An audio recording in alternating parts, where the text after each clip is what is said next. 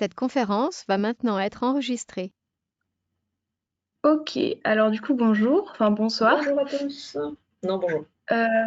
Donc aujourd'hui on va faire une petite séance sur les sols, les aquifères et sur le problème de la ressource en eau, parce que ça nous semblait aussi intéressant de montrer quels sont les problèmes aujourd'hui que ça soulève, l'intérêt qu'a la recherche sur les sols, les aquifères, et ce que peut apporter la géologie de ce côté-là d'un point de vue totalement humain. Et donc pour commencer avec quelques images, ici deux sols hyper divers, donc il y en a un qui est en Amazonie, l'autre qui est en Mauritanie. Donc vous pouvez voir que finalement, bon, ils ont des couleurs un petit peu similaires en l'occurrence, mais on peut se demander qu'est-ce qui conduit à la différence de ces sols. Donc on peut voir qu'il n'y aura pas la même végétation dessus, on ne sera pas dans le même climat, pas au même endroit. Bref, quels sont finalement tous les critères qui vont amener ça. Pour aller un peu plus loin, il y a une petite carte après de la végétation. Donc là, ça nous montre un petit peu finalement, bon, on voit bien la répartition latitudinale hein, qui montre qu'on a effectivement un lien avec le climat. On va en reparler, mais on peut aussi du coup voir que ça va vraiment avoir un impact aussi sur les différentes populations qui vont vivre à ces différents endroits du monde, puisqu'on n'aura pas la même végétation, pas la même vie, pas les mêmes cultures, etc. Et donc c'est pour ça que c'est des enjeux qui sont vraiment hyper importants. On va aborder la question de l'eau. Donc juste après, je vous ai mis le cycle hydrologique global. Donc globalement, l'eau, elle arrive au sol principalement par les précipitations et elle peut circuler en surface avec les rivières. On en a parlé un petit peu dans notre cours de la semaine dernière, ou en profondeur au travers des aquifères. Et donc aujourd'hui, on va peut-être se concentrer un petit peu plus sur ça après avoir parlé des sols et donc de l'infiltration. Et donc, le sommaire rapidement, c'est Julie May qui va faire une petite partie d'abord sur la pédogénèse, donc pédogénèse, construction des sols. Et ensuite, elle va amener petit à petit à la question de l'eau avec l'infiltration dans le sol. Ensuite, je vais parler beaucoup plus géologie, toujours de surface, mais un peu plus profonde avec les aquifères, la géologie de la ressource en eau plutôt souterraine. Et enfin, on va aborder tous les enjeux sociétaux, le changement climatique, les modélisations aujourd'hui des sécheresses, comment on suit la ressource en eau. Et on va essayer de répondre un petit peu à toutes ces questions. Je te laisse prendre la Voilà, main sur donc la... il y a énormément de photos, notamment les graphiques qui seront un peu moches parce que bah, du coup ils ont été photographiés et pas tout à fait scannés. Mais du coup, un super livre qui est vraiment assez accessible et pourtant qui va quand même pas mal dans les détails, mais qui est vraiment cool. Il est à la BSE. Le sol, une merveille sous nos pieds. Et du coup, Apolline a utilisé, elle, de ce côté Fundamentals of Hydrology. Donc voilà, de bonnes lectures.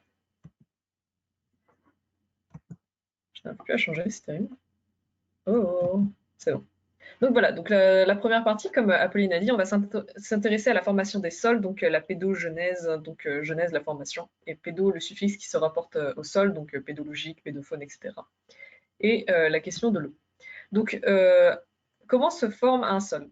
La semaine dernière, on a parlé, pour ceux qui ont vu la vidéo, de la formation des roches. Donc en fait, les sols, c'est le devenir local, on va dire, d'une roche, c'est-à-dire qui est abîmée. Bah, les produits de l'érosion peuvent aller plus loin, ou alors, s'ils sont sur place, ils peuvent encore former, enfin, s'ils sont fixés à un endroit, s'ils ne sont pas en mouvement, ils peuvent éventuellement former un sol. Donc c'est pour ça que l'histoire du sol, il y a trois étapes. C'est-à-dire que de base, il faut une roche mère. Donc là, c'est la couche la plus basse, en fait. Donc ça, c'est la roche qui va être à l'origine. Donc d'abord, il va falloir qu'il y ait une roche qui se forme.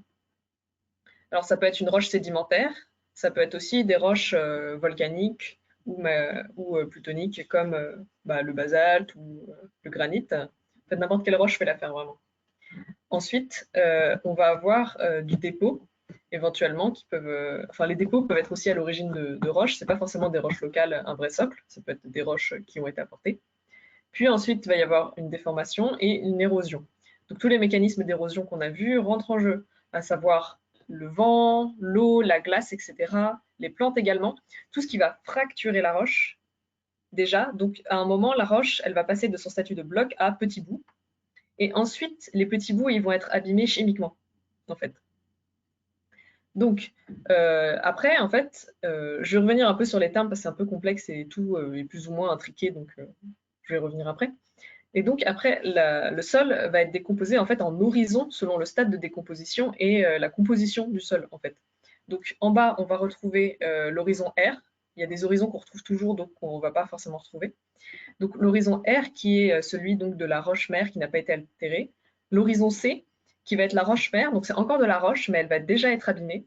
Puis après, plus on monte, plus en fait on va être enrichi en matière organique, parce que les plantes ont un impact très important sur le sol, en fait, elles en sont à l'origine en grande partie quand même, sur les couches de surface, et donc on va avoir plus ou moins de matière organique.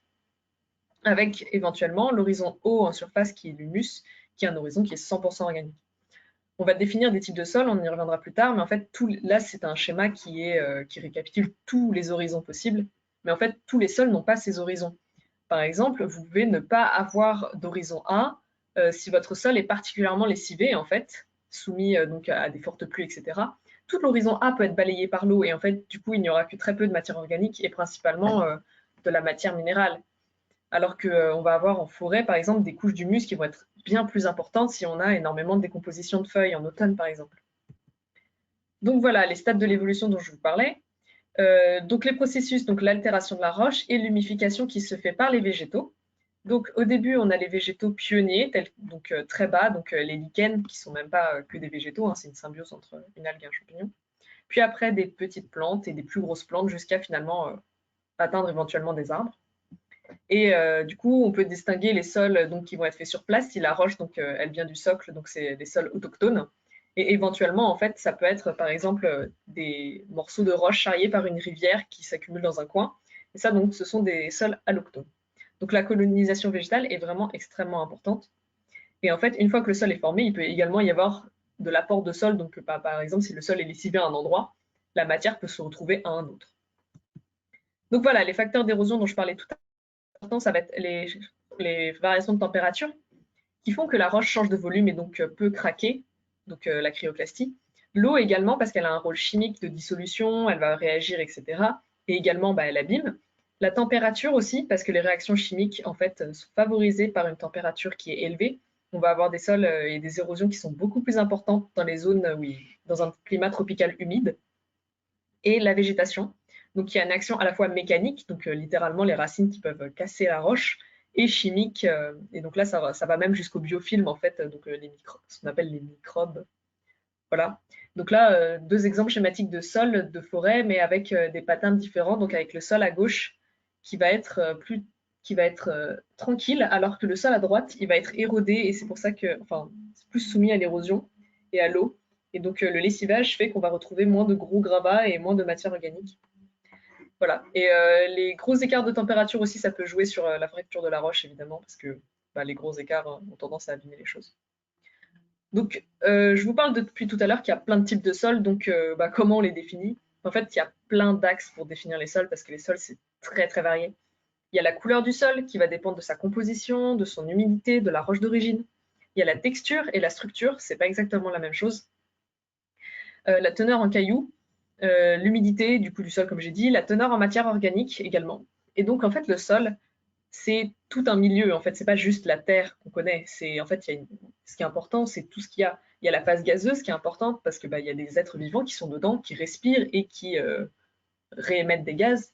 Il y a la phase liquide, donc l'eau notamment, mais également tous les ions qu'elle contiennent, qui sont extrêmement importants pour tout ce qui est agriculture et également dans l'érosion. Et la phase solide, qui est bah, finalement la terre que l'on touche, donc à la fois de la matière organique et de la matière minérale. Voilà, donc par exemple, si on s'intéresse de plus près au sol, dans le sol, bah, on va avoir des petits bouts de minéraux, des morceaux de matière organique. On va retrouver des ifs, donc des filaments de champignons, des bactéries, etc. Des protozoaires qui sont des petits unicellulaires, mais avec un noyau. Donc vraiment, il y a une faune absolument extrêmement diversifiée et très compliquée aussi à observer. C'est vraiment, le sol est un objet compliqué à observer. Et en fait, les petits bouts, en fait, finalement, les petits bouts de terre, qu'est-ce que c'est? Ben, en fait, ce sont des agrégats avec à la fois des morceaux de roche, des particules qui vont recimenter, des morceaux de filaments de champignons, comme je disais, les ifs, des débris de végétaux, etc. Donc, ce sont vraiment des choses très complexes. Et même maintenant, on ne sait pas en fait réellement de quoi est composé le sol. En fait, c'est un peu une vue de l'esprit tellement c'est complexe. Donc voilà. On peut définir la texture. La texture du sol, c'est la composition en sable, argile et limon, avec simplement la différenciation donc, entre les trois, c'est la taille, le diamètre, hein, en fait, avec le sable qui est le plus gros grain et l'argile qui est le plus fin. Et donc, on peut simplement mettre dans un joli diagramme ternaire tout ça. Et on peut du coup définir si le sol est plutôt argileux, limoneux ou sableux, ou limoneux, argineux, limon, argineux, sableux. On peut faire tous les mélanges qu'on veut. Donc là, en fait, si on est plus près de ce pôle-là, on est plus riche en argile, là en limon et là en sable. Donc là, par exemple, quand on peut prendre ce point et on lit en traçant en fait une droite parallèle au côté qu'on lit. Donc là, par exemple, on trace la parallèle opposée à ce sommet et on lit la composition en argile sur le côté. Voilà, donc après, la méthode empirique pour savoir, c'est un boudin de terre, hein, je précise. La méthode empirique pour savoir à peu près ce qu'on a, c'est ce qu'on appelle la technique du boudin. C'est une véritable technique. Elle consiste à prendre un peu d'eau et de la terre. Et après, on met les mains à la pâte, on façonne un boudin et on regarde ce qui se passe. Et en fait, si on a de l'argile, on va réussir à déformer le boudin, déjà à faire un boudin, parce que c'est pas forcément gagné, parce que quand c'est sableux, ça s'effrite vite. Et si on réussit à le tordre jusqu'à en faire un cercle, alors c'est plutôt argileux, parce que du coup, l'argile, elle est plus malléable que le sable qui va avoir tendance à s'effriter.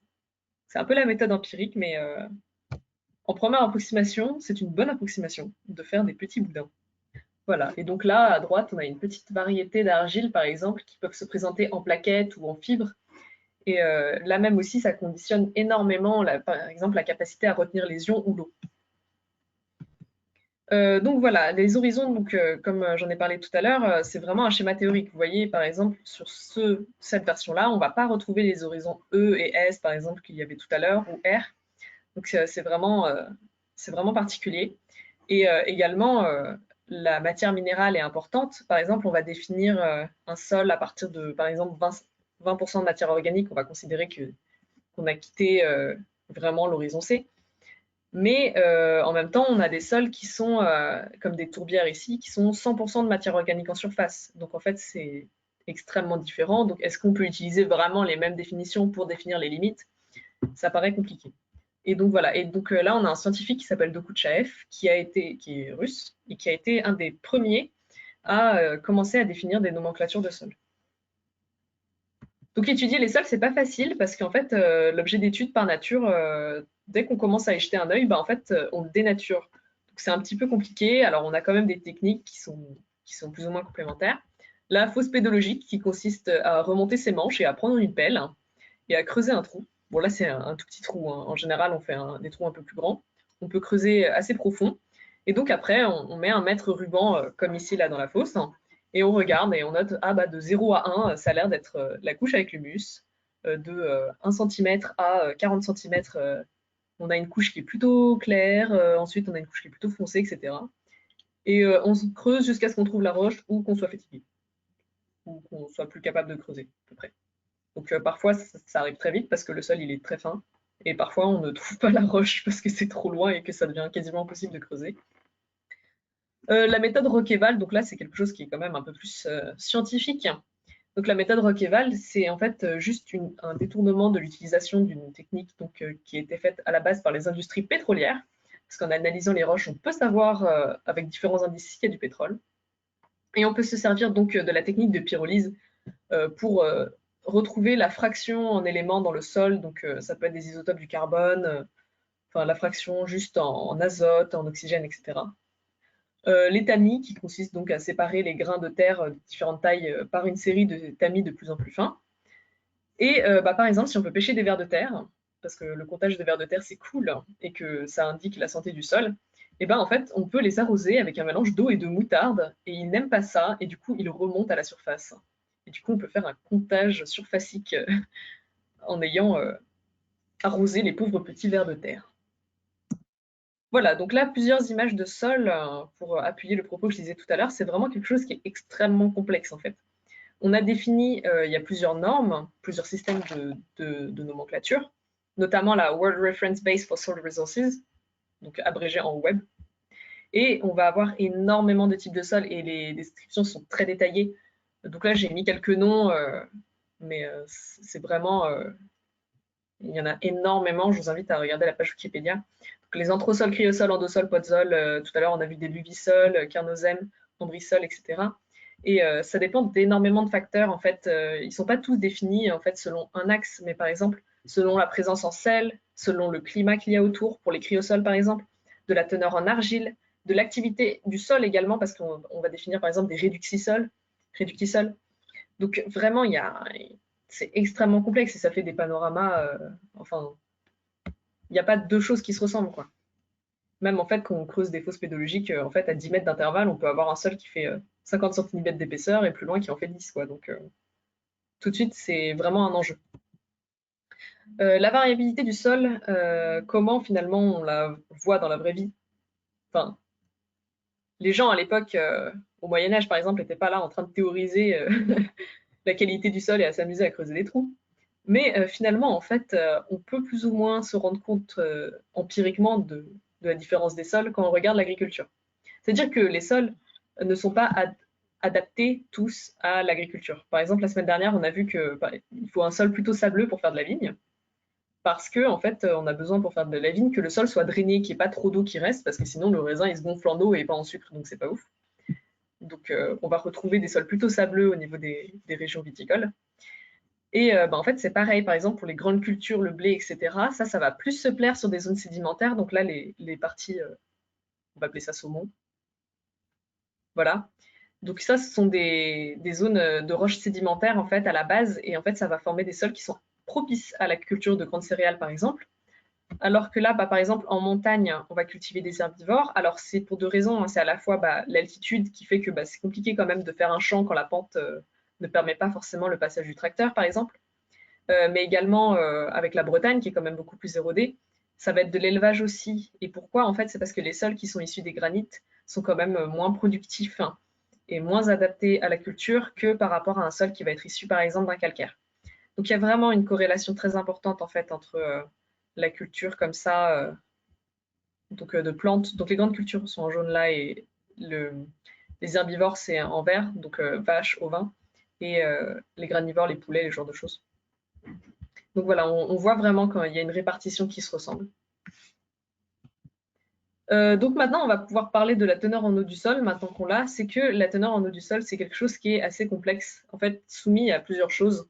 C'est-à-dire que les précipitations tombent, de façon évidente, et s'infiltrent dans le sol. Et en fait, elles vont pouvoir ruisseler, elles vont pouvoir s'infiltrer, rester dans le sol sous ce qu'on appelle la forme de réserve utile, ou s'infiltrer carrément dans les nappes phréatiques. Et de l'autre côté, des mécanismes tels que l'évaporation, donc le chauffage par le soleil par exemple, ou l'évapotranspiration, donc là c'est le côté de la plante, c'est-à-dire que les plantes, elles ont un problème entre guillemets, c'est qu'elles n'ont pas de cœur. Et du coup, pour pomper la sève en haut, c'est compliqué. Et leur méthode, c'est de faire évaporer de l'eau de façon volontaire, je mets des guillemets parce que la plante n'a pas vraiment de conscience évidemment, mais la plante évapore de l'eau par les feuilles et en fait ça fait une traction sur la colonne d'eau comme une paille qui fait que l'eau monte. Et donc ça, ces deux phénomènes du coup forment l'évapotranspiration à la fois au niveau du sol et des plantes. Et donc ça va avoir tendance à assécher le sol. Le truc c'est que dans l'eau, en fait l'eau du sol elle n'est pas libre en fait et elle n'est pas stockée de la même manière. Par exemple tout à l'heure on parlait du sable et des argiles. En fait, les argiles, elles vont coller beaucoup plus sur l'eau parce qu'en fait, ce sont des petites particules et tout ce qui est au contact de l'eau va être retenu par la tension superficielle et cette eau va être inutilisable. Parce que en fait, la force qu'il faudra, l'énergie qu'il faudra déployer pour arracher l'eau à la particule est beaucoup trop grande pour la plante. Donc en fait, on peut avoir un sol qui est humide, mais qui n'est pas exploitable. Donc par exemple, là, si on prend une représentation schématique de la porosité, entre les grains peut se trouver de l'eau. Et cette eau, en fait, va pouvoir être stockée jusqu'à un certain point. Et par exemple, le sable va laisser facilement tomber l'eau. On voit bien quand on est à la plage et qu'on verse de l'eau sur le sable, tout coule. Et c'est pas retenu. Bah là, en fait, c'est ça. Donc c'est l'eau gravitaire. Et l'eau qui est liée va pas forcément pouvoir être récupérée. Et du coup, on définit la capacité au champ et le point de frétissement permanent dans le sens où, selon l'épaisseur du grain, par exemple là vous voyez donc le sable, là on va retourner sur les siltes et les limons, et après on va retourner sur les argiles, là les clays. Et en fait la plante ici, ce qu'on voit, c'est que il va falloir, ça c'est l'axe en eau nécessaire, la capacité au champ, en fait, c'est ce que la plante peut extraire. Bah, en fait, il faut beaucoup plus d'eau dans le sol quand le sol est argileux par rapport à quand le sol est sableux. Pourquoi? Parce que vu que l'argile, elle retient beaucoup mieux l'eau, elle la colle beaucoup mieux, bah, en fait, il faut qu'il y ait plus d'eau pour que tout ne soit pas retenu par l'argile. Ça va? C'est clair? Oui? Je prends ça pour un oui. Et donc, voilà, donc là, à nouveau, le schéma, donc évidemment, les végétaux qui ont un rôle important. Parce que les végétaux aussi, par exemple, s'ils font de l'ombre, bah, en fait, ça va faire des zones du sol qui vont être plus protégées du rayonnement solaire, ce genre de choses. Voilà, et il y a la notion également de flétrissement qui est le minimum, en fait, avant que finalement, en fait, ce soit le sol limite qui arrache de l'eau à la plante. Tout ça, c'est une notion d'équilibre et de potentiel, mais je vous passe les détails sur ça. Voilà. Ensuite, pour parler un petit peu réchauffement climatique et problématiques actuelles, ce qui est important, c'est que dans le sol, il y a du carbone. Donc, il peut être inorganique, donc par exemple les carbonates comme le calcaire, c'est inorganique, ou la matière qui sera décomposée, comme le CO2 par exemple, parce qu'on se rappelle que le gaz fait partie du sol, ou organique. Alors, soit c'est des êtres vivants directement, donc des vers de terre, des petits insectes, des trucs comme ça, ou morts, bon, je ne vous fais pas un dessin, et dans ce cas-là, en fait, il peut être libre, c'est-à-dire bah, par exemple la feuille qui se fait bouffer par un ver de terre, elle est libre. Elle peut être agrégée et ou associée à la matière minérale. En fait, ce qui est intéressant, c'est qu'elle va être plus ou moins disponible à la décomposition. Il y a des matières organiques qui sont extrêmement protégées et qui ne vont pas du tout être décomposées ou mettre très longtemps, alors qu'une matière qui est libre va pouvoir rester beaucoup moins de temps. Donc le carbone est plus ou moins accessible par les décomposeurs. Ouais, du coup, ce qui est très important, du coup, c'est que le sol, c'est l'endroit où se boucle le cycle de la matière, en fait. Dire que on répète que bah, y a la plante qui fait la photosynthèse, qui se fait manger par, je sais pas, l'oiseau, qui se fait manger par l'aigle, qui se fait manger par un chacal, je sais pas. Et en fait, à la fin, tout retourne forcément à la terre. Et c'est à la terre où on boucle tout. C'est-à-dire qu'on est passé du carbone minéral, du CO2 respiré par la plante, et on retourne en fait au carbone. Du coup, la plante a produit de la matière organique, et la matière organique à la fin est redécomposée par le sol. Et donc c'est extrêmement important parce qu'en fait, bah, ça boucle le cycle. Donc s'il n'y avait pas ça, rien n'irait en fait. Il n'y aurait plus, tout s'enfuirait et il n'y aurait que de la matière organique et du coup il n'y aurait plus rien. Donc il y a également un cycle qu'on connaît moins, mais qui est le cycle de l'azote et qui est très important aussi. Donc l'azote, il peut être sous plein de formes. Ça peut être les molécules organiques, par exemple bah, les acides aminés dans les protéines, ce genre de choses. L'ammoniac, le diazote de l'air, les nitrites et les nitrates, dont on entend beaucoup parler pour l'agriculture, etc. Et c'est un facteur qui est limitant pour énormément d'espèces. Et donc c'est pour ça que la production en fait, les engrais azotés sont extrêmement importants. Il y a des plantes qui s'en foutent parce qu'elles sont trop stylées et que du coup, en fait, ça va être tout ce qui est les légumineuses, genre les haricots ou les pois, et en fait, qui ont une symbiose, une coopération avec une bactérie qui font qu'en fait, elles réussissent à partir du N2 atmosphérique, donc quand même 70% ou plus, même 70% de l'atmosphère. Ouais, dans ces eaux-là. Répète, ça a coupé au moment où tu... Je disais, le N2, c'est genre 70-80% de l'atmosphère. Ouais, Ouais, c'est ça, voilà, 80. donc il y a une ressource énorme d'azote qu'elles arrivent à exploiter. Mais pour les autres, c'est la guerre pour le nitrate. Et donc forcément, en agriculture, bah, on a voulu très tôt, on s'est dit très tôt que c'était cool si on pouvait réussir à mettre plus de nitrate dans le sol. Alors là, le cycle de l'azote rapidement, donc le N atmosphérique qui va passer dans le sol par les bactéries nitrifiantes ou par les produits de l'homme, et donc après qui vont retourner sous forme d'ammoniac et après peuvent repasser dans l'atmosphère, donc sous forme d'acide nitreux ou de N2. Donc un cycle qui est assez important, et éventuellement même passer dans les nappes phréatiques, mais ça on y revient après. Et donc c'est dans les années 1900-1910 que un grand chimiste, notamment Fritz Haber, et aidé d'autres, donc ont mis au point la synthèse de Haber-Bosch, qui a littéralement, en fait, entre guillemets, sauvé le monde, dans le sens où, sans ça, les productions agricoles n'auraient pas pu suivre l'augmentation démographique. Et donc, on a énormément augmenté l'utilisation d'intrants, mais aussi les productions. Et donc là, la petite courbe, là, c'est le total des engrais utilisés. Donc les éléments importants sont l'azote, le phosphore et le potassium. NPK. Et donc, on voit bien les augmentations qui sont là sur la courbe, qui sont absolument exponentielles et qui ont du coup commencé dès les années 1910 finalement. Que la synthèse aura permis finalement, la petite anecdote cool, la forme, enfin pas cool non, le détournement en fait de cette synthèse qui avait quand même pour but finalement d'aider l'humanité à se nourrir, a formé le Zyklon B qui donc a été utilisé lors de la Shoah. Les menaces sur le sol actuellement sont extrêmement importantes et très variées. La surexploitation par exemple, tout à l'heure je vous ai parlé du carbone. Le carbone, il vient de la matière organique morte, puis après il est genre récupéré par les plantes ou respiré, etc. Donc il est censé être plus ou moins à l'équilibre. En fait, les plantes continuent à faire un apport continu en mourant, surtout les plantes plus que les animaux, parce qu'il y a quand même plus de plantes. Et quand ça respire, ça repart dans l'atmosphère. Mais le truc, c'est que, par exemple, pour un champ, on ne laisse pas la matière organique qu'on a produit rester sur place. On enlève la paille, on la récupère, on enlève le grain, on le récupère. Et au final, du coup, ça fait qu'on enlève tout le terme de source sur le sol, et donc il n'y a plus d'apport de carbone. Le problème, c'est que le carbone, il participe à structurer le sol. On voit très bien que sur les sols qui sont appauvris en matière organique, ils vont beaucoup plus facilement se déliter et ruisseler, donc comme ici sur les rigoles de ruissellement. Ça, c'est grandement favorisé quand le sol il est pauvre en matière organique, parce que du coup, il n'y a plus de cohérence du sol. En fait, le sol devient beaucoup plus effritable. Et il y a plein d'autres propriétés qui sont comme ça liées. L'utilisation d'engrais azotés notamment, qui pose des problèmes, donc pas forcément directement sur le sol, mais par exemple plus tard, quand ça s'infiltre dans les nappes phréatiques, c'est dangereux pour la consommation de l'homme. Quand ça passe dans les rivières ou dans les deltas et que ça fait des blooms d'algues qui peuvent être dangereux pour la santé, les marées vertes, ce genre de choses.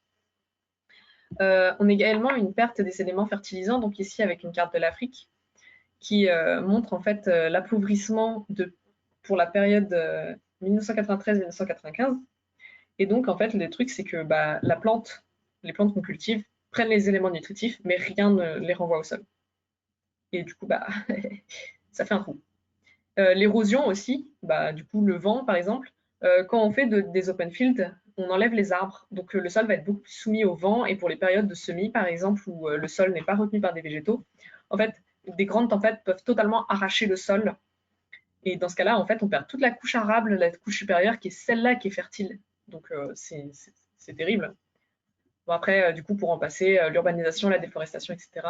Et le labour, ce qu'il peut faire aussi, c'est que par exemple pour parler de l'eau plus tard, c'est que le labour tasse la couche superficielle du sol et fait une cuirasse littéralement imperméable qui fait que l'eau ne s'infiltre plus. Ce qui quand même pour faire pousser des plantes n'est pas très pratique. Voilà, donc y a-t-il des solutions? Peut-être. Il y en a différentes. Les cultures en terrasse par exemple permettent d'éviter que tout le sol en fait s'en aille. Donc avec des formations à la fois humaines de murs et des végétaux qui aident à retenir le sol. Ce qui est très intéressant sur les cultures en terrasse, c'est que toutes les civilisations, indépendamment de leur emplacement dans le monde, ont fait des cultures en terrasse. Au Maroc, en Chine, en Vietnam, en Amérique, indépendamment, tout le monde a fait des terrasses. Donc c'est un résultat qui est quand même plutôt joli. On voit aussi là des expériences, donc si on prend juste la courbe 1 et 2 par exemple, où si on cultive, on perd du carbone jusqu'à arriver à un seuil vraiment d'appauvrissement. Mais si on s'arrête, on réussit à remonter. Bon, on ne gagne pas tout, mais au moins on arrive à essayer à en regagner une partie. Et après, il y a d'autres trucs, donc la permaculture qui permet d'éviter d'utiliser trop d'engrais en faisant des complémentarités. Par exemple, si on associe le maïs et le haricot, comme ça c'est une technique, maris haricot courge, c'est une technique utilisée en Amérique du Nord par les Indiens avant. En fait, on va avoir une plante qui va utiliser le nitrate du sol et l'autre qui va l'enrichir parce qu'elle respire directement avec le N2 de l'air pour sa source en nitrate. Diminuer le labour, utiliser par exemple l'agroforesterie, donc là une culture à la fois sylviculture et culture de blé. Voilà, mais bon, en fait, il n'y a pas de solution parfaite parce que par exemple pour le labour, le problème c'est que du coup si on ne laboure plus, faut utiliser plus d'herbicides. Mais le problème c'est que si on utilise plus d'herbicides, c'est des choses par exemple genre le glyphosate qui fait des débats. Et du coup, vu que maintenant on utilise moins de glyphosate, on laboure plus, donc on produit du CO2 par les tracteurs et on a tendance à abîmer le sol. Donc il n'y a pas de solution idéale et en fait c'est encore des champs qui sont extrêmement réfléchis pour savoir qu'est-ce qu'on peut faire. Pareil pour la permaculture qui est sur le principe quelque chose de très bien, mais qui a énormément de limites, parce que c'est pas pratique, etc. Au final, on peut aussi quand même épuiser le sol parce qu'on va continuer à labourer tout le temps, etc. Et voilà, et pour finir, du coup, juste la jachère qui était la seule solution pour les personnes à l'époque du Moyen Âge, par exemple, qui n'avaient pas vraiment de fertilisant pour produire. Donc de laisser le sol se reposer pendant 1 à plusieurs années éventuellement. Donc cultiver 1 an sur 5 ou 1 an sur 10 éventuellement le sol. Et la jachère maintenant a disparu quasiment à cause de l'utilisation des intrants. Voilà, voilà. On continue. Donc là, je pense que Julie May nous a bien expliqué comment l'eau pénétrait le sol.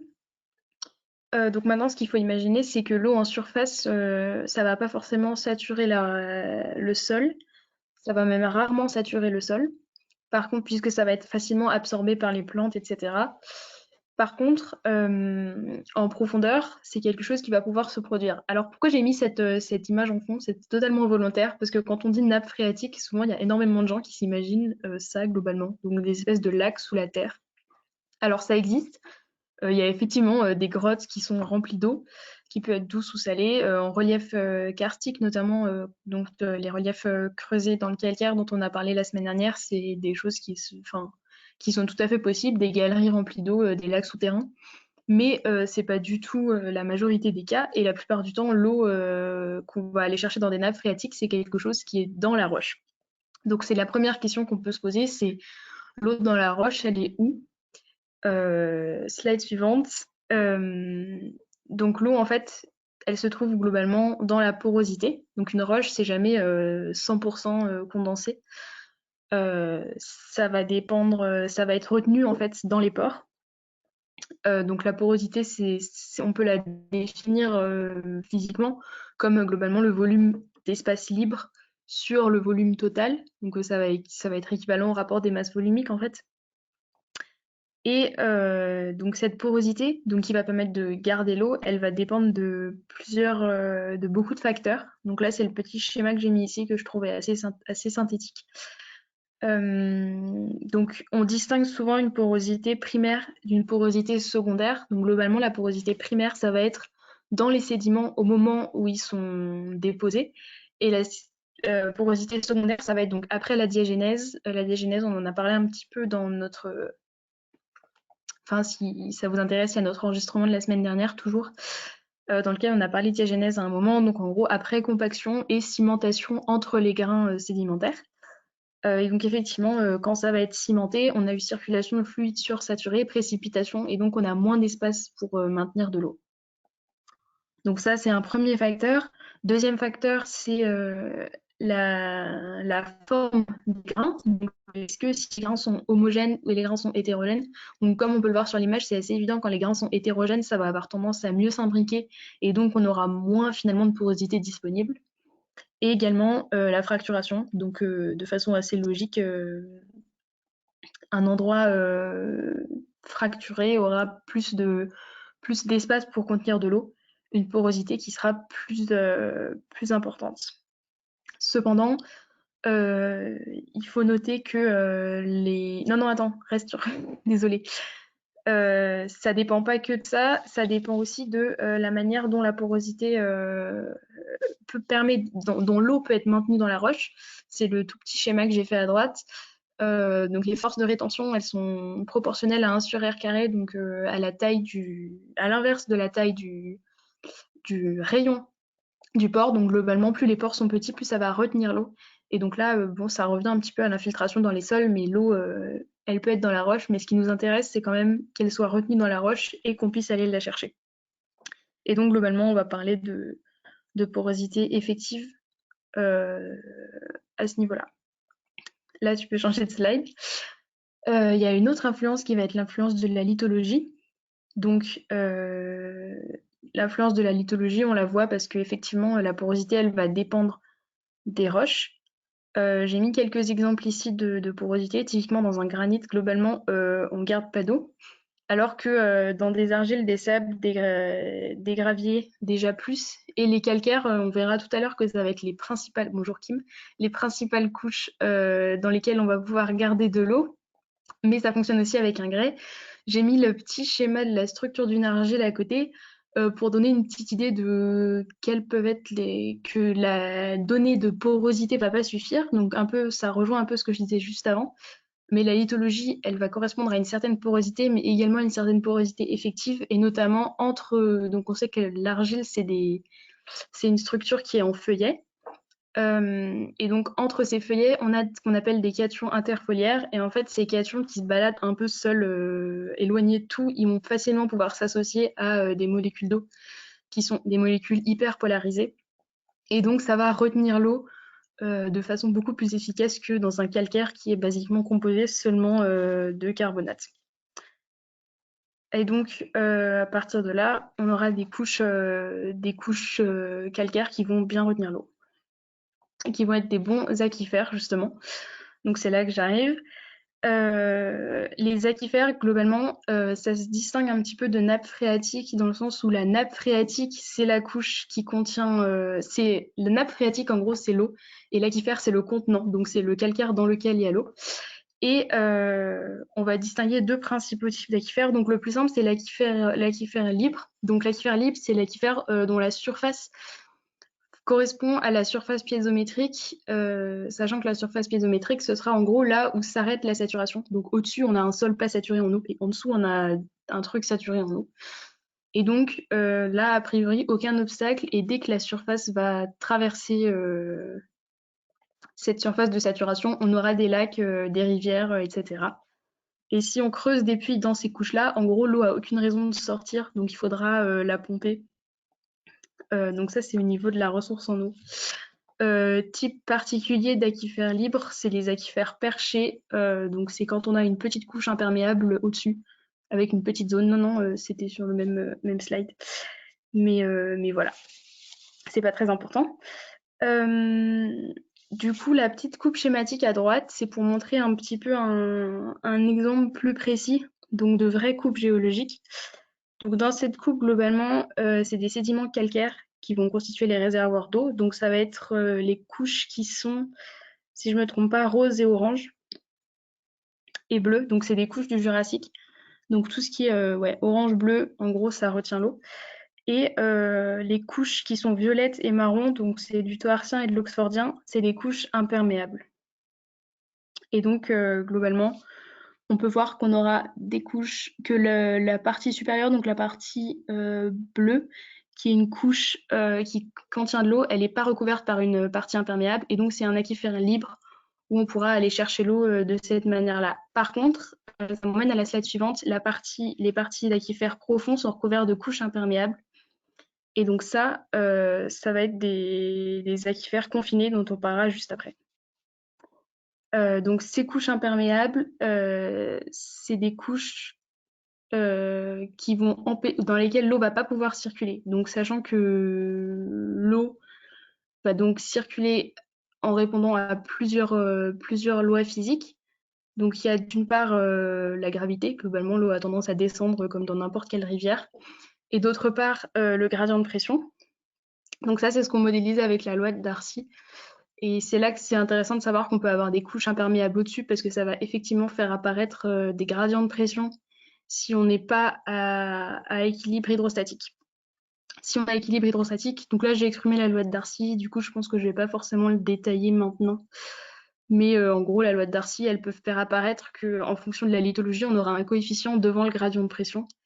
Et ce coefficient correspond plus ou moins à la perméabilité. Et là, on peut voir que globalement, selon la lithologie, c'est très très différent. Et basiquement, ça va très mal circuler dans l'argile, alors que dans le sable, il n'y a aucun souci, ça va glisser quasiment comme dans une rivière. Tu peux changer de slide. Et donc j'arrive aux aquifères confinés. Donc sur le schéma de gauche, ça correspond cette fois-ci à sous globalement la couche grise. Et donc ça va être des aquifères dans lesquels cette fois-ci le flux va pas pouvoir être... Il n'y a aucun flux vertical possible. Il y a seulement un flux horizontal qui va suivre la couche. Et donc forcément l'eau, elle va être sous pression, puisque il ne peut pas y avoir d'équilibre avec la surface de saturation à la surface. Donc j'ai remis la même coupe de tout à l'heure. On a cette fois-ci, donc je disais, les couches roses et les couches oranges sont des couches perméables qui sont recouvertes par des couches imperméables. Et donc, c'est effectivement 2 aquifères confinés en profondeur dans lesquels l'eau va se retrouver sous pression. Et donc cette fois-ci, si on a un puits qui est creusé dans cette couche, ça va participer à un phénomène qu'on appelle l'artésianisme. Donc j'ai mis une photo à la slide juste après.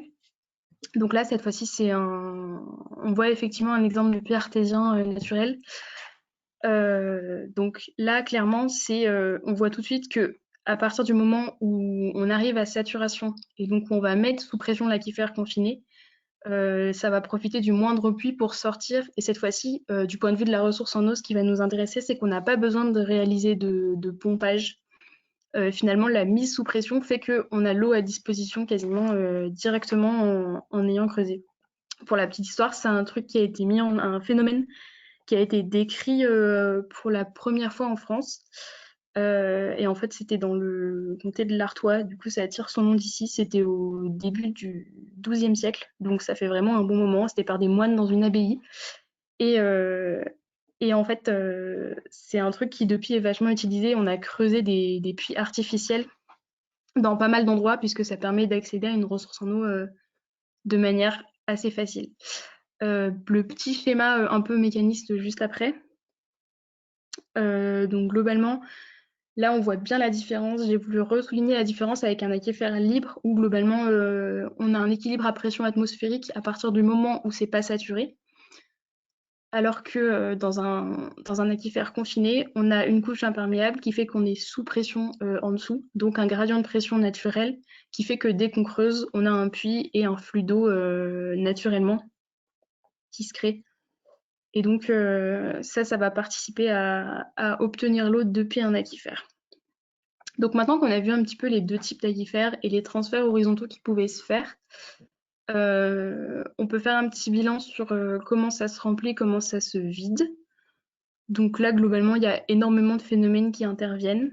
On peut faire intervenir en général pour la charge la notion de bassin versant et de catchment en anglais. Donc globalement, ça va correspondre à une unité spatiale, à l'aire totale géographique d'où l'eau va venir. Sachant que dans des dans des topographies compliquées, on va parfois devoir différencier entre pour une rivière, donc pour l'eau de surface, et pour un aquifère, l'eau profonde, ça va pas forcément être la même chose, vu que la topographie correspond pas forcément exactement à la surface libre des aquifères en dessous. Donc la charge, elle va se faire depuis globalement la pluie, l'infiltration. Et la décharge va se faire via des rivières. Donc sachant que les rivières, elles peuvent soit apporter de l'eau à un aquifère, soit en vider selon la différence de gradient de pression qu'il y aura entre les deux. Donc ça crée ce qu'on appelle des aquifères fluviaux. Donc là, on voit la nappe fluviale du Rhône à droite qui va se remplir ou se vider selon le niveau du Rhône et sa différence avec le niveau de l'aquifère. Et également, tout ça, ça dépend de la végétation. Donc là, ça va jouer vraiment un rôle fondamental puisque typiquement, les feuilles, elles vont pouvoir intercepter de l'eau qui va se réévaporer plus vite que si elle était arrivée au sol et avait pu s'infiltrer. Les racines vont extirper de l'eau qui va ensuite être évapotranspirée. Ça va beaucoup, beaucoup augmenter les pertes en eau, mais en même temps, ça va retenir parce que ça va protéger du soleil. Donc, c'est des interactions hyper complexes qui dépendent notamment du climat. Et donc, voilà. Ça, c'est pour le bilan. Comment étudier ces dynamiques, puisqu'on voulait un peu parler des méthodes de suivi de la réserve en eau. Ce qui peut être intéressant de savoir, c'est quand on récupère de l'eau d'un aquifère, se demander de quand elle date, donc quand est-ce qu'elle est arrivée là. Il y a de la matière organique qui est dissoute dans l'eau, puisque c'est de l'eau qui souvent est passée en surface. Donc on va pouvoir utiliser des méthodes de carbone 14, mais ça c'est seulement pour des temps de résidence longs, puisque globalement, pour de l'eau qui date de 1000 ans, ça va être très bien, mais si c'est pour identifier l'eau qui est arrivée il y a 3 mois ou la semaine dernière, ça va pas du tout marcher. Si c'est pour les dernières décennies, les polluants atmosphériques sont malheureusement des marqueurs très très puissants. Donc les CFC, ils ont été interdits il y a quelques années, mais malgré tout, on en trouve encore des traces. Donc si on en trouve des traces, ça permet un peu de de savoir entre quand et quand, globalement, qu'ils ont été émis entre les années 50 et les années 90. Donc, on peut savoir quand l'eau a été à la surface. Et les rapports isotopiques, donc de deutérium, d'oxygène 18, ça va être des variations saisonnières, parce que selon la température, il y aura un fractionnement qui sera différent. Et donc, quand il fait froid, on aura de la condensation avec un enrichissement en deutérium et en oxygène 18. Et donc, pour étudier des variations saisonnières, ça va très bien marcher. Voilà. Ok, je redonne un petit coup de mécaflux. J'ai remis la loi de Darcy tout à l'heure. Je pense que j'ai pas forcément besoin de revenir dessus parce que je l'ai pas mal expliqué, mais en gros j'ai refait un petit schéma, donc avec là dans le cas d'un aquifère libre, où le gradient de pression correspond seulement à la différence de hauteur de surface libre. Donc ça va nous donner le sens dans lequel l'eau va se propager. Ça va nous donner la vitesse qui va dépendre de la lithologie. On peut aussi utiliser l'équation de Bernoulli qui est un petit peu plus simple, mais qui permet en gros de faire juste un raisonnement énergétique. Souvent on vire le dernier terme parce que c'est quand même des vitesses qui sont très très faibles, mais ça peut être un outil intéressant. Et donc là, bon bah je sais pas si j'explique les différents termes, mais en gros on peut définir une quantité H qui correspond à la hauteur plus un facteur dépendant de la pression. Et donc finalement, ça nous permet bien de prendre en compte nos deux quantités qui nous intéressent, la pression simplement hydrostatique et la pression qui correspond à la mise sous pression de l'eau. Ok. Tout ça, ça nous permet d'établir un petit bilan sur la disponibilité de l'eau. Donc on a vu que ça dépend de énormément de choses. Et donc, il y a des forces de capillarité qui vont retenir l'eau, qui va, elle, avoir tendance à être entraînée par la gravité et le gradient de pression. Et donc, souvent, il y a deux propriétés qui permettent de définir un aquifère.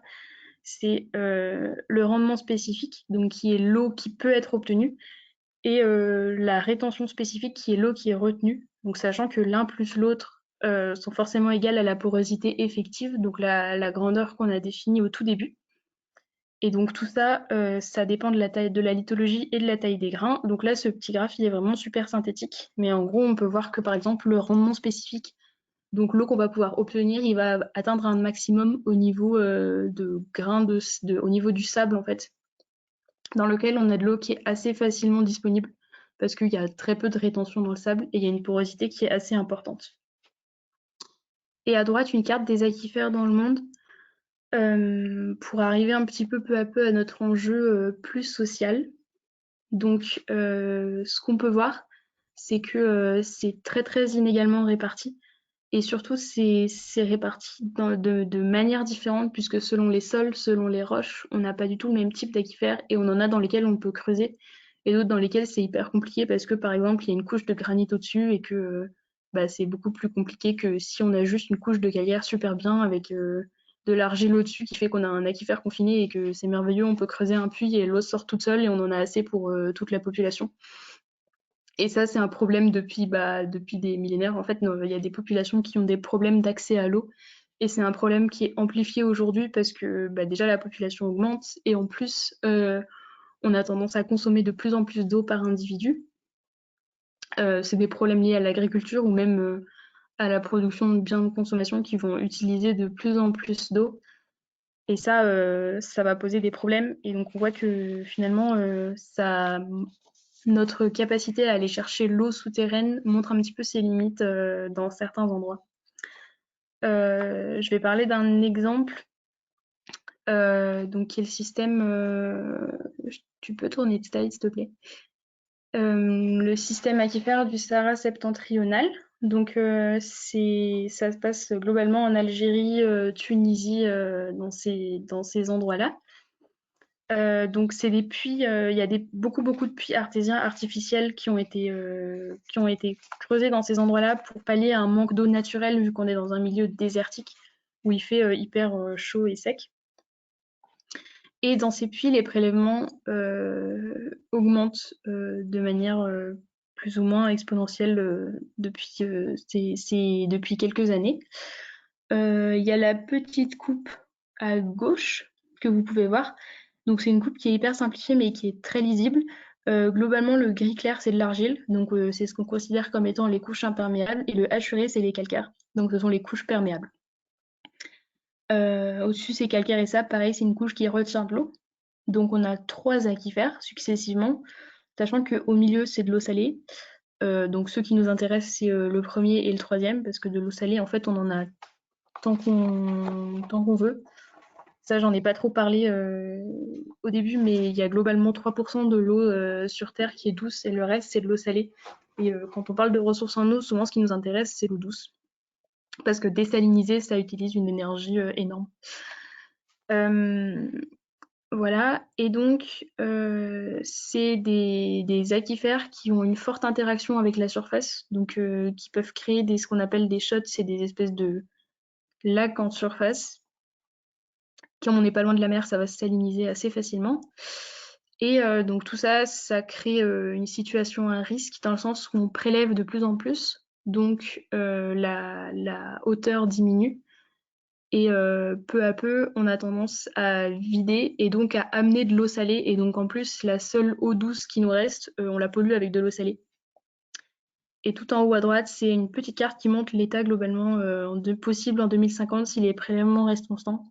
Donc sachant que ça voudrait dire que globalement, les seules zones dans lesquelles on pourrait continuer à prélever de façon sans utiliser de l'énergie, donc par artésianisme, ce serait les zones rose saumon et éventuellement bleu foncé.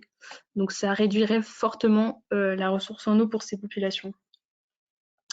Donc tout ça, ça montre qu'on atteint un petit peu nos limites, et on a un petit peu forcé sur la facilité d'accès à la ressource en eau.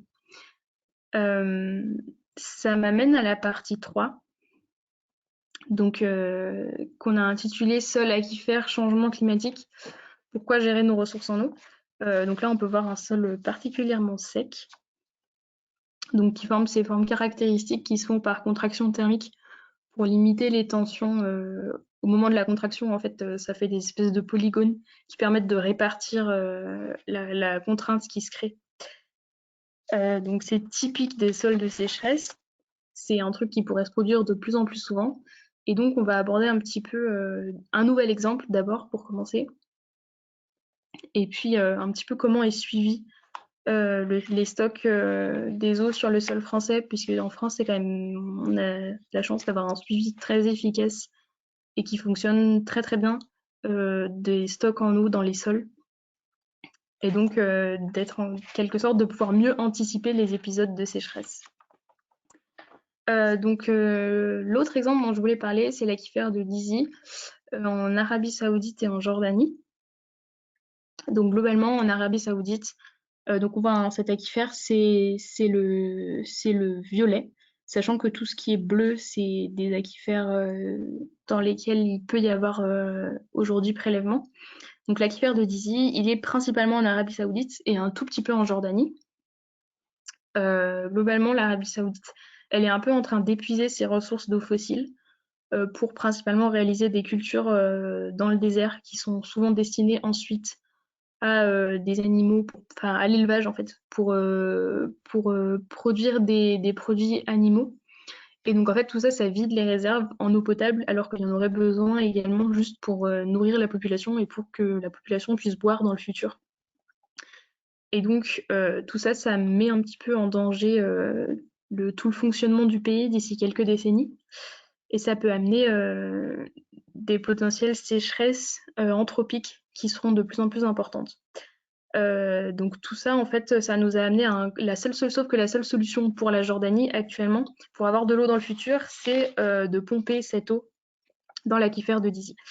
Donc en gros, ça a amené à une sorte de course à l'exploitation entre la Jordanie et l'Arabie Saoudite.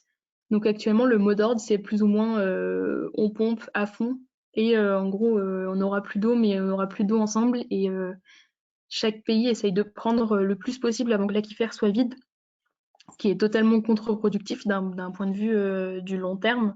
C'est une sorte de une course à l'exploitation qui s'est formée.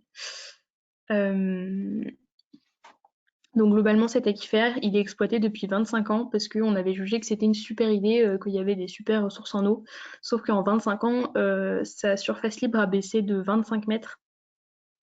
Donc ça devient vraiment dangereux. C'est des couches de granit, de grès et d'argile là qu'on peut voir sur la coupe. Donc globalement, dans le grès, on a l'eau qui est contenue. C'est un aquifère qui reçoit 50 millions de mètres cubes d'eau par an en source naturelle. Sauf que cette eau, elle est globalement perdue naturellement, là où l'aquifère remonte. Donc on voit qu'il arrive en surface à certains endroits, vu que les couches sont inclinées, elles sont pas horizontales. Et donc, si ces 50 millions de mètres cubes par an, ils sont de toute façon perdus par ailleurs et on ne peut pas empêcher cette perte. Et donc, quand on extrait 2000 millions de mètres cubes par an pour l'irrigation, c'est équivalent à exploiter une mine. Et c'est un problème pour les générations futures qui pourront plus boire. Et comme cet aquifère est transfrontalier, en plus, ça crée des gros risques de conflits géopolitiques dans le futur. Aujourd'hui, il est à 80-90 mètres sous la surface et l'artésianisme est encore possible, mais ça pourra ne plus être le cas dans le futur. Et donc, en gros, cette extraction de 2000 millions de mètres cubes, il faudrait la restreindre, on pense, à 80 à 100, donc 20 fois moins, pour pouvoir pérenniser un petit peu l'exploitation dans le futur. Là, la petite courbe en bas, elle montre la baisse de l'eau, en fait, de la profondeur de l'eau en fonction des années. Donc il y a une tendance qui est très nette. Et finalement, c'est un petit peu tous ces problèmes qui conduisent aujourd'hui au développement de solutions de type dessalement de l'eau de mer. Sauf que bon, ça consomme énormément d'énergie, donc c'est pas vraiment une solution hyper durable non plus, mais en tout cas pour aller chercher de l'eau, aujourd'hui on est plus que limité pour l'eau fossile et l'Arabie Saoudite et la Jordanie en font, surtout la Jordanie parce que c'est un pays qui est moins riche, en fait beaucoup les frais. Et donc tout ça, ça nous amène à la notion de sécheresse qui peuvent être de plus en plus importantes et on va essayer de voir un petit peu comment on peut modéliser tout ça. Oh, j'arrive. Ouf. Pardon, besoin de bailler. Donc, la notion de sécheresse, c'est pas simple parce que, en fait, la sécheresse, c'est plusieurs choses. La sécheresse, le seul dénominateur commun de ce qu'on appelle sécheresse, c'est le manque d'eau. Donc, en fait, l'eau, elle peut manquer à plusieurs endroits et du coup, on va définir plusieurs types de sécheresse. On va avoir la sécheresse pluviométrique qui est basiquement moins de pluie. La sécheresse agronomique qui est due au fait que les plantes, elles pompent de l'eau, comme on a vu tout à l'heure. La sécheresse hydrologique, donc là, ce sont les zones qui contiennent de l'eau, donc ça peut être les rivières ou les nappes phréatiques, par exemple, qui vont être asséchées. Et les rivières, enfin les sécheresses anthropiques, donc là, qui sont dues à l'extraction directe de l'homme, donc par exemple le pompage d'eau pour remplir des piscines, ce genre de choses, ou pour l'irrigation. Donc on peut définir en première approximation donc, le déficit climatique, qui serait donc les précipitations P moins l'évapotranspiration, donc ce que les plantes extraient du sol, parce que le rayonnement aussi est extrait du sol. Et le déficit agricole module cela par la réserve facilement utilisable, RFU, donc ce que la plante peut en réalité exploiter, qui est contenu dans le sol. Voilà. Donc la relation entre la météo et la sécheresse et entre la temporalité, évidemment, c'est que selon que le déficit est plus ou moins long et selon le réservoir finalement que cela touche, on va avoir différents types de sécheresse. Si on a une sécheresse agronomique, on peut entraîner une sécheresse hydrologique avec toutes les plantes qui, par exemple, assécheraient une partie d'une rivière ou une nappe phréatique. Une sécheresse météorologique, par exemple à la saison humide comme février, provoquera forcément une baisse des stocks qui risque de se ressentir uniquement à l'été, au moment où toute l'eau en surface aura été utilisée et que du coup il n'y aura plus la nappe pour réalimenter le sol. Donc on retrouve à droite le graphique dont je parlais tout à l'heure, donc avec la capacité de rétention du sol, le point de frétissement et la capacité donc, du sol à retenir, donc avec toujours l'argile qui nécessite plus d'eau pour pouvoir être extraite. On a des années remarquables, notamment 76 et 2004, qui sont des années de grosse sécheresse.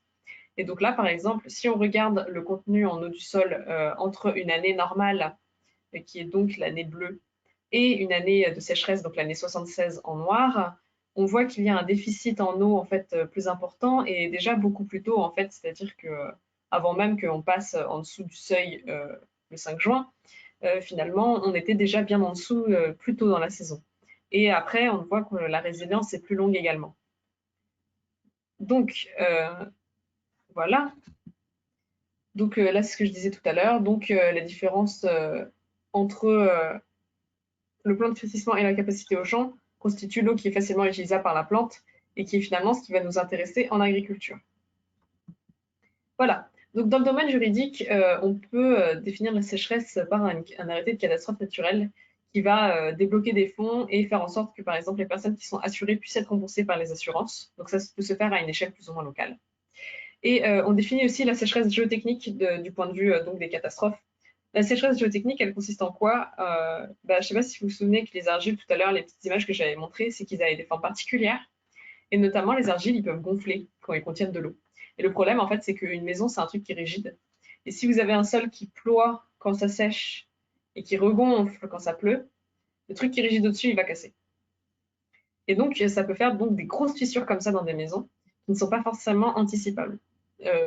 Conseil pour la vie, ne construisez pas votre maison sur un terrain en argile, ça fait ça à tous les coups.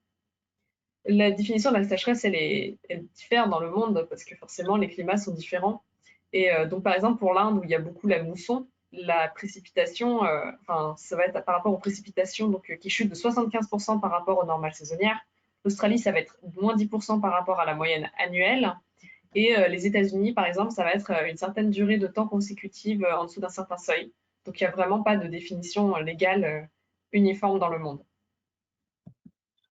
On voulait vous parler de la sécheresse de 2003. Je dis 2004 tout à l'heure?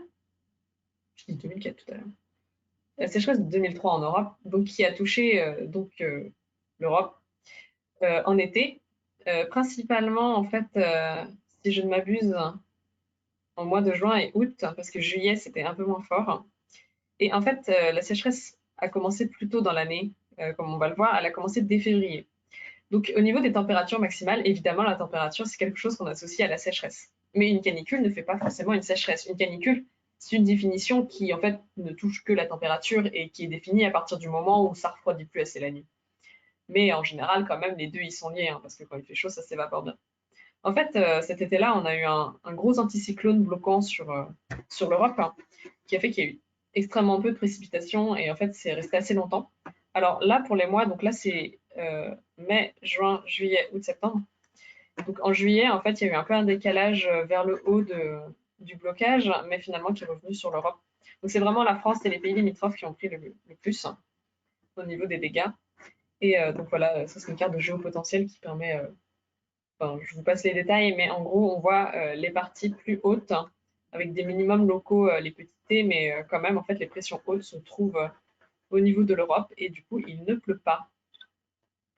En fait, il ne pleuvait pas déjà février, en fait. Donc, ce que je disais tout à l'heure, le lien à la temporalité, c'est que là, vous avez une moyenne en bleu et l'année 2003. Donc, l'année 2003 a été plus sèche tout le temps. Et en fait, en février, il y a eu un énorme déficit par rapport au moment où il était censé tomber beaucoup plus d'eau. Et en fait, ça s'est ressenti à l'été, hein. Donc, c'est seulement à l'été qu'on a ressenti qu'il n'y avait pas eu d'eau à ce moment-là. Et si on compare la température et le cumul des pluies, donc les années de sécheresse au niveau des légendes, ce sont les petites croix là qui sont l'année normale. Donc l'année normale, il y a plus de pluie et il y a des températures qui sont moins élevées en fait. Donc deux facteurs qui jouent énormément. Voilà, donc les précipitations là, ont été mesurées en Allemagne, mais on a exactement les mêmes observations avec un déficit. Et en fait, en 2004, la particularité, c'est qu'on a eu aussi un déficit à l'hiver, donc ça aurait pu refaire la même sécheresse.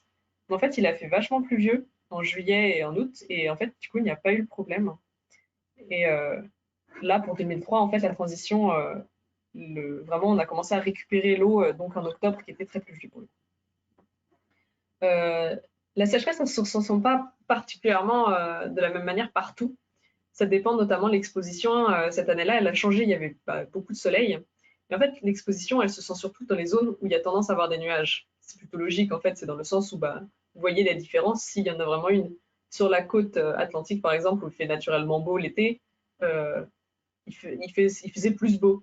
Mais par exemple, en montagne, hein, donc ça peut être sur les Vosges, les Alpes un peu, le Massif central, où il y a tendance à avoir des nuages, on va avoir vraiment moins de nuages. Et donc, ça va forcément avoir un impact plus important. Donc, c'est pour la montagne particulièrement où on a des impacts forts. Voilà. Donc, forcément, les conséquences dramatiques et économiques sont vraiment énormes. On va avoir des dégâts de l'ordre du milliard d'euros et en fait, on investit plusieurs milliards d'euros en fait à chaque fois qu'il y a une sécheresse maintenant et en fait, ça devient tous les étés. Les investissements, c'était plus ponctuel et les zones peuvent être touchées différemment. On peut avoir des zones viticoles, donc là, des zones de grande culture ou des zones viticoles, par exemple là, dans la région de Bordeaux, qui vont être très touchées avec des cultures qui valent très cher, des cultures avec une forte valeur ajoutée ou des zones très anthropiques, comme là par exemple Nice, Cannes ou Paris, qui vont être touchées, mais du coup ça va être d'autres régions, enfin pour d'autres raisons que ça va être touché. Là, ça va être plus être des coûts liés aux infrastructures de santé, par exemple, qui vont devoir amortir les pertes en vie humaine et adapter les systèmes de santé locaux pendant la crise. Et évidemment, on peut penser aux grandes familles dans le Sahel, par exemple, dans les années 70, qui ont été absolument dévastatrices et qui, en plus du coup des dommages matériels, faisaient énormément de dégâts humains en provoquant du coup des familles. Apo? Et donc justement, tu as dit, hein, les investissements, ça devient tous les étés. On a un peu l'impression qu'en ce moment, les étés sont de plus en plus chauds et de plus en plus secs. Et donc on peut se poser la question finalement, que donnent les modèles de changement climatique? Vers quoi on va? Parce que ça nous intéresse, parce que tout simplement, c'est ce qu'on va vivre dans les prochaines décennies. Première chose, les indices pour le suivi. Donc comme on l'a dit, il y a 3 types de sécheresse qu'on peut définir, en fait, 3 principaux types. Donc la sécheresse météorologique, donc là c'est purement de la climato, est-ce qu'il pleut, est-ce qu'il pleut pas. La sécheresse agricole et la sécheresse hydrologique, donc c'est ces 2 dernières qui m'intéressent surtout aujourd'hui où on parle du sol. Donc la sécheresse agricole, souvent on la définit avec le SWI, Soil Wetness Index, où W c'est le contenu en eau du sol. Et donc ça, on va le normaliser par rapport au point de flétrissement, donc au minimum avant que les plantes meurent globalement.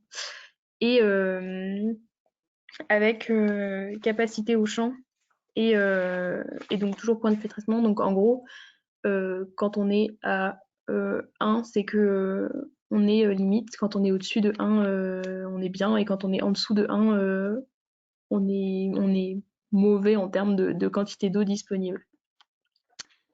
Donc tout ça, ça nous permet d'avoir un indice qu'on va observer, indice qui peut être remis en question. Vas-y, tourne. Et en fait, la prochaine chose que je vais aborder, c'est les difficultés à modéliser et à définir l'état de sécheresse. Donc aujourd'hui, les modèles climatiques s'accordent pas du tout sur, enfin pas dans tous les endroits. Il y a beaucoup d'endroits où les modèles climatiques s'accordent pas du tout pour savoir s'il va pleuvoir plus ou s'il va pleuvoir moins. Ce qui est quand même la première chose qu'on aimerait savoir en termes de stock d'eau. Est-ce que les stocks d'eau vont être renouvelés ou pas? Donc là, on peut voir la dépendance à pas mal de choses. Donc en haut à gauche, on peut voir tout ça, c'est en fonction de 2 scénarios du GIEC, donc au-dessus, en dessous. Donc déjà, le scénario vers lequel on va, donc les décisions politiques, on peut voir qu'elles risquent d'avoir une grosse influence, puisque ça, c'est le temps passé en sécheresse, donc sur une année, en fonction en France métropolitaine, en fonction des décisions qu'on prendra, donc en fonction du scénario climatique vers lequel on s'oriente. Donc on voit qu'il y a une incertitude énorme sur ce qui va être fait dans les années à venir. Néanmoins, à droite, c'est selon différents modèles climatiques, donc il en existe quelques-uns dans le monde, et là on peut voir que les modèles s'accordent pas du tout. Donc là, je crois que c'est en anomalie par rapport à la moyenne multimodèle. Donc la moyenne multimodèle, c'est quelque chose qui est très souvent fait pour essayer En fait, il y a plusieurs modèles climatiques qui sont étudiés séparément par plusieurs laboratoires dans le monde. Et en fait, ces modèles, ils ont chacun leur biais parce qu'il y a beaucoup de choses qu'on connaît pas, qu'on ne sait pas comment modéliser. Et donc souvent, ce qui apparaît dans les rapports du GIEC, dans beaucoup de publications, ce qui est utilisé, c'est ce qu'on appelle la moyenne multimodèle. Donc qui permet finalement, on se dit, en moyennant tout ça, on a des chances d'avoir le moins d'erreurs possible et d'avoir un truc qui risque de correspondre à peu près à la réalité. Ça peut être complètement critiqué parce que si demain on crée un modèle complètement différent, implémenté différemment, ça peut faire complètement varier la moyenne. Donc il y a des incertitudes, néanmoins, en faisant des moyennes et en voyant que peu à peu, avec ce qu'on modifie aujourd'hui comme connaissance, on confirme quand même pas mal de choses. Ça permet d'avoir une certaine confiance en cette moyenne. Ça dépend aussi, par contre, de comment on définit l'état de sécheresse.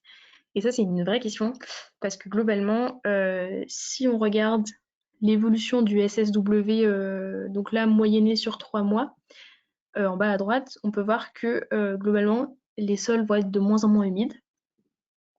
Et donc là, eh ben, est-ce qu'on continue de garder la même référence, donc la période globalement pré-industrielle, pour mesurer les sécheresses, sauf que dans ces cas-là, on va avoir juste moins de sécheresse, mais des sécheresses hyper longtemps. Enfin, on risque d'être en sécheresse de façon permanente. Donc, est-ce que ça a vraiment du sens de définir encore les sécheresses de la même façon? Ou est-ce qu'on doit faire évoluer l'indice en créant une nouvelle moyenne plus basse?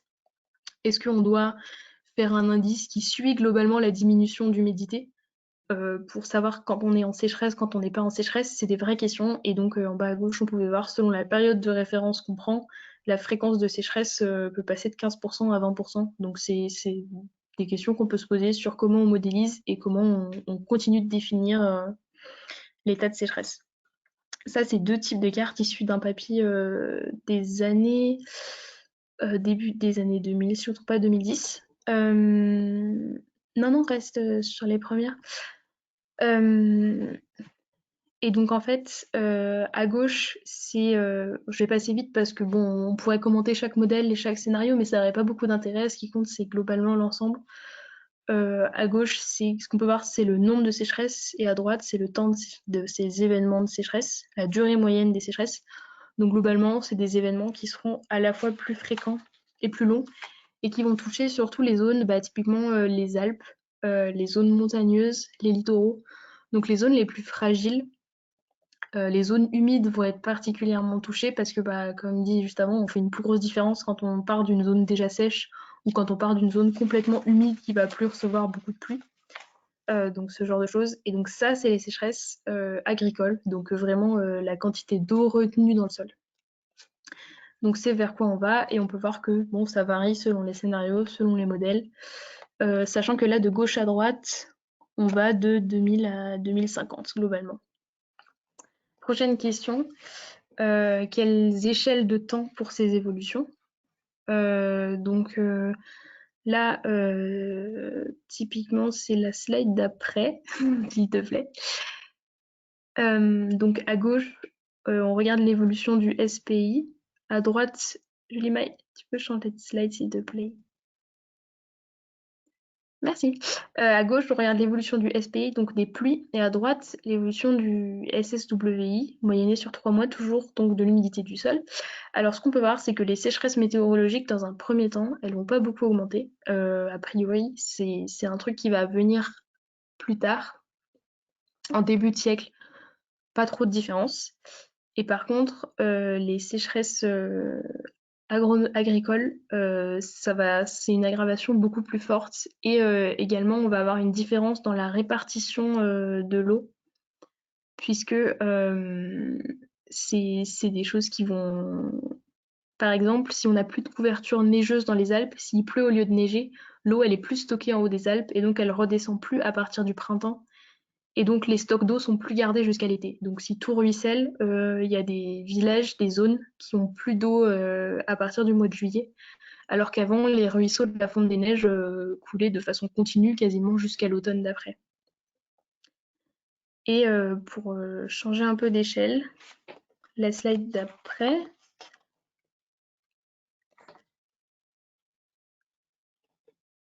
Je sais pas, si tu voulais la faire celle-là ou je la fais?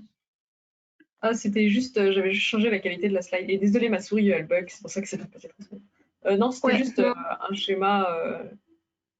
Oui, enfin, j'avais juste rajouté ça parce que je la trouvais jolie comme carte. C'est une carte d'un rapport fait par le gouvernement français sur l'évolution des sécheresses prévues de 2020 à 2050.